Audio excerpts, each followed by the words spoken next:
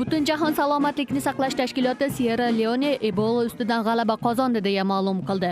O'lkada mazkur kasallik ro'yxatga olinmay qo'yganiga 42 kun bo'ldi. Bu esa kasallik butkul bartaraf etildi degandan darak beradi. Aholi esa kasallikdan qutulganidan bayram qilishmoqda. Biroq yaqin 3 hafta ichida kasallik qayta rivojlanmasligi uchun Sierra Leonening yashovchilari shifokorlar nazoratida bo'lishi kerak.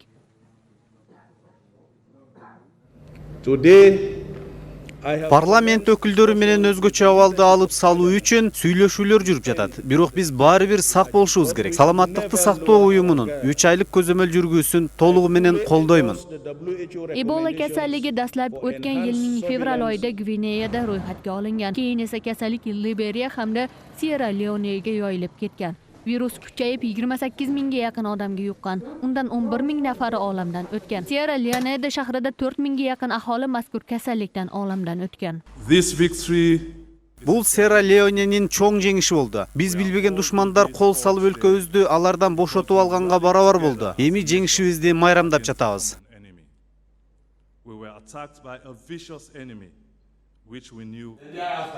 Sierra Leonening 4 mingdan ortiq yashovchilari kasallikni yengib chiqdi, biroq ular hamon shifokorlar nazoratida bo'lishi kerak.